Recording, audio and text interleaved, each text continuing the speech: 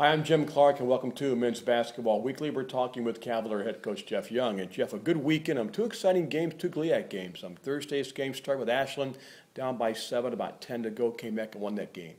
Yeah, we played pretty well in spurts, Jim, and didn't play so well in other spurts. But at the end of the day, we came out with a win, and I wasn't real pleased with the way we defended Yates. He had a heck of a game against us. We just couldn't seem to stop him inside, and it almost probably cost us the game. Late in the ball game, some big hoops by Burrell, Kornowski, and boy, Ryan's really playing well right now. Yeah, I think he's definitely stepped up his game. He's been a lot more aggressive. I think he's more comfortable coming off that injury now. I think he was real tentative for about 2 or 3 weeks. He lost a little bit of explosion. That's a big part of his game. He's got that extra step that most guys don't have, and he's starting to use it now. When you get to Saturday in Lake Erie, again, you fall behind and came back down by 10, second half, come back, win the ball game. They're beginning to know that they're not out of the game late. Yeah, I think that's been helpful. I don't know if we win that game maybe 3 weeks ago. Kind of remind me of the Saginaw Valley game here, again, like 3 weeks ago, where we just never got it going again in the second half. But we did not defend very well in the first half. I think we gave up 41 points, and we turned it over 8 times, and we just weren't very sharp on both ends of the floor, and that's why we were losing by 4 at halftime. And we didn't get out of the gate any better. We got down, I think, 10 with 14 minutes to go, and then made some lineup changes, and things seemed to turn around for us. Big second half. Shot 55 from the floor in that second half. And Ryan Burrell again, 27 points, just really getting whatever he wanted. Yeah, it was good to see him make a couple threes. He's really been working hard on that, and I think you saw that extra gear in transition with him getting to the basket and finishing, and that's something that's been missing in his game the last couple of weeks. Devontae Beard taking the ball to the basket, made some big transition baskets. Yeah, and he can do that for us at the point guard spot, and we gave him the ball at Ferris late in the game, and he got to the rim. He just didn't finish it up, so we've been working on that, and I thought he had a big second half for us on Saturday. Vuk in 2 games, couple of big threes in each game, going to get back into swing a little bit. Yeah, he is, and he's got to be a little more offensive minded and think shot when he catches it out there, because he's one of our better shooters, and if he's open, we want him to take that. And then around the rim, he's got to be a little more aggressive as well. And when he does that, he's a pretty good player. Ryan Vanderhorst, shooters shoot. He finally got some big hoops. He did.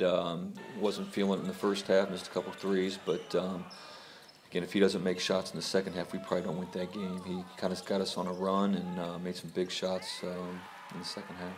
In both games, L.J. Campbell off that bench. Good to see him giving you good quality minutes. Yeah, he brought some energy to us, and we kind of just left him in there, let him ride it out, and I think it was a good decision. He got some good stops and rebounds for us, a couple free throws and a couple stick backs. So we were excited about his play, and he was probably the difference in that game on Saturday. We find ourselves 9-4 right now, 5-4 back over 500 now in the league, and 2 big road games coming up.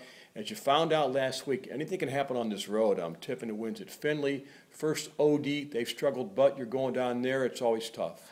It is, and that's probably the biggest difference between the league we're in now and the league we came from. I mean, there was awfully good teams at the top of the conference we just came from, but from top to bottom in this league, there's very little difference between, maybe the last place team and the first place team, and you saw that, as you mentioned, the Findlay and Tiffin game over the weekend, and we've seen that all season long in the games we've played as well.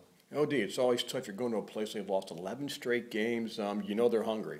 And we've been following them. They're in every ball game, whether it's on the road against a really good team or maybe a team at home that you think they'd have a chance to win. They're right there.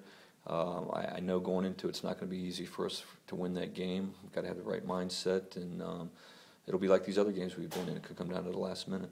Saturday back home for Tiffin. We've had some good home crowds, which I think have helped. I think so too. It's good to be back in session with our students. They've been showing up for our games and support, and I think that helps our guys. Any momentum we can get throughout the course of the game certainly is a bonus for us. Well, the Dragons, a real big game in that victory over Findlay last Saturday.